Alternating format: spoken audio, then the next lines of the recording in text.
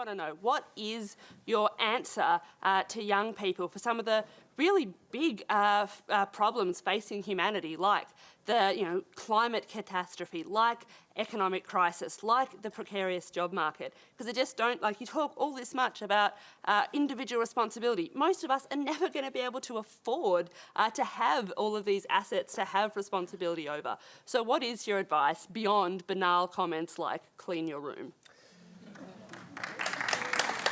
Well, it's actually rather difficult to answer a question that ends with your comments are banal, politely.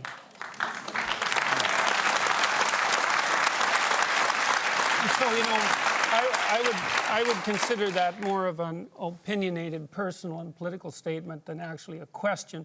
So why don't you try reformulating that so that there's an actual question there? What is your...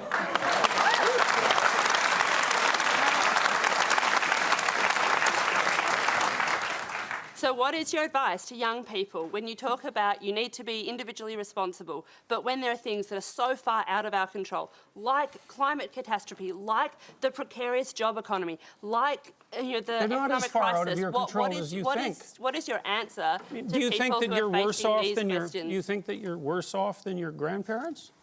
I think there are different challenges. Do you think you're worse off than your grandparents? I think that... Jordan, once again, we're not going to cross-examine our questioners. So try answering the question about collective responsibility on climate change, for example. Pick one part of that, because the argument, I think, is that individual responsibility does not change the climate, does not fix the problem that needs global collective responsibility. So I think that's the core of the question. Do you have a theory about that? Well, fundamentally, I'm a psychologist, and my experience has been that people can do a tremendous amount of good for themselves and for the people who are immediately around them by looking to their own inadequacies and their own flaws and the things that they're not doing in their lives and starting to build themselves up as more powerful individuals. And if they're capable of doing that, then they're capable of expanding their career. And if they're capable of expanding their career and their competence, then they're capable of taking their place in the community as effective leaders.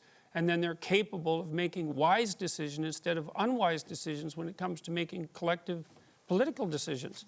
I'm not suggesting in the least, and have never suggested, that there's no domain for social action. I'm suggesting that people who don't have their own houses in order should be very careful before they go about reorganizing the world, which happens in many ways. Can I just if a young person believes that the climate, the global warming problem on the climate is something that needs to be tackled quickly, and they can't wait until they grow up and become prime ministers to do it, do you think collective responsibility overrides individual responsibility in a huge issue like that? No. Okay. I don't. I think generally people have things that are more within their personal purview that are more difficult to deal with and that they're avoiding, and that generally the way they avoid them is by adopting pseudo-moralistic stances on large-scale social issues so that they look good to their friends and their neighbors.